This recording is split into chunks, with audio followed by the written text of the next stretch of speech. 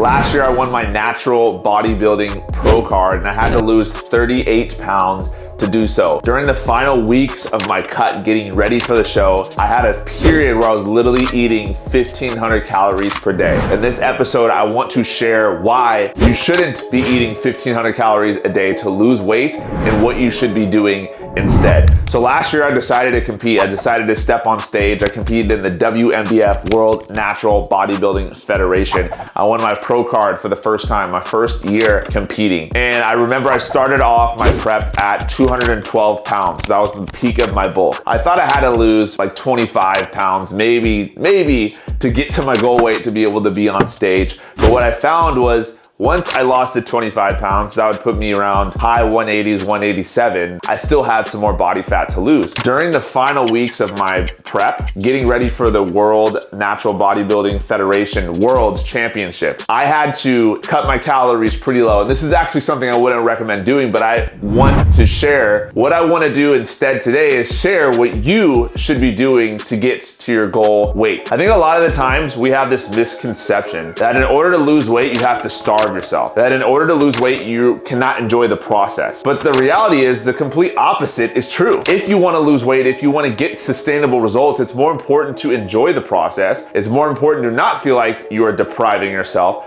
during the process of fat loss and during weight loss. Strict dieting will only get you so far. And I think for a lot of people, they've tried so many diets over the years. And when you read magazines and when you look at different articles and you go to different Instagram posts, you go to different TikTok posts, you see a lot of people using very restrictive strategies in order to lose weight. And one of the things that you need to understand is that if you need to follow a strict approach to lose weight, then you probably need a different approach. The goal is to stay in shape, not get in shape. So every time that you're trying to lose weight or start a different goal in your fitness journey, whether that's building muscle, losing body fat, getting rid of your love handles, you have to ask yourself, is this setting me up for failure in the future? Is this setting you up for failure in the future? And if the answer is no, if it's something you cannot see yourself doing for the next 12 months, 24 months, 5 years, odds are you're probably not gonna stick to it long term. Right now, my daughter is 2 years old. So I went through a period where I had to eat 1,500 calories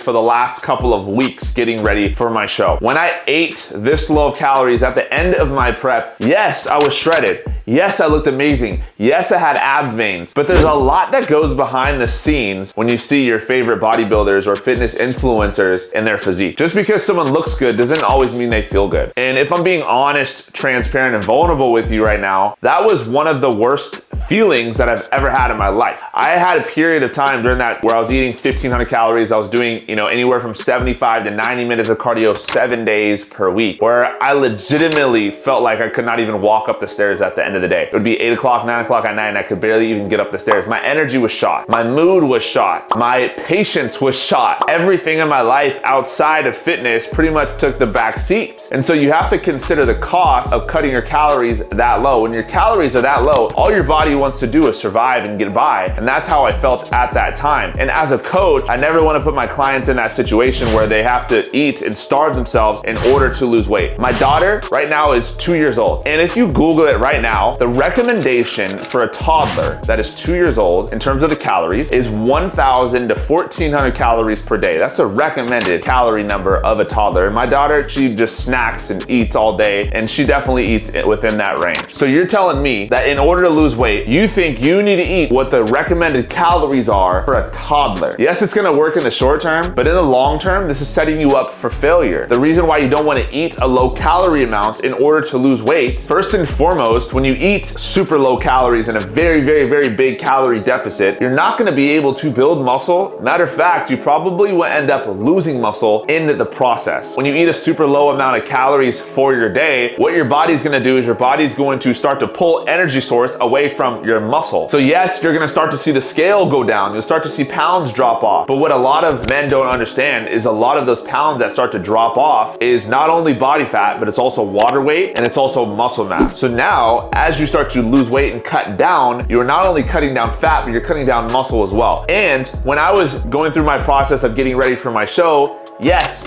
I did lose muscle in the process. And one of the things that I will be doing differently moving forward is I will not be putting myself in such a big calorie deficit in order to lose weight. Again, this was my first time competing and I had to do very drastic things in order to get to my pro card. But now looking back retrospectively, I would make a lot of changes and I will do so moving forward. Number two, when you eat in such a big calorie deficit, it's gonna start crushing your metabolism. You're gonna feel lethargic, your mood's gonna be all over the place, you're not gonna have energy to go throughout your day, you might even get foggy and not be able to make sound, wise decisions in your brain. This is literally the process and the things that I started to feel as my calories started to cut down. And so a lot of things come into play besides just the scale number and also what you see in the mirror. You have to think how this diet you're following is going to affect your lifestyle long term. Also, following restrictive diets, eating 1,500, 1,400, 1,300, 1,200 calories per day is not sustainable for you. It's not something you're gonna be doing long term. You're gonna end up what's called yo-yo dieting and a yo-yo dieter. The average individual follows 126 diets in their lifetime. If you don't want to be the average person who follows 126 diets in your lifetime, then you have to be willing to sacrifice what you want now for what you want most. And what you want most is to create a healthy and sustainable lifestyle. If you have to cut carbs significantly, if you have to cut out your favorite foods like bread, pasta, and pizza in order to lose weight, the odds are you might end up gaining that weight back again when you start to incorporate those foods. So instead of cutting out those foods in order to lose weight, how about you learn how to fit those foods in while you are in the weight loss process? So instead of cutting your calories extremely low in order to lose weight, your goal should be to set up your calories so you are losing weight sustainably over a longer period of time. You don't need to lose weight. Stop putting so much pressure on yourself to lose X amount of weight in X amount of time. Instead, focus on getting to the end goal. It does not matter if it takes you 3 months to lose 20 pounds, 6 months to lose 20 pounds, or even 12 months to lose 20 pounds. Because I guarantee you, the version of yourself 5 years from now is not gonna care how long it takes as long as you got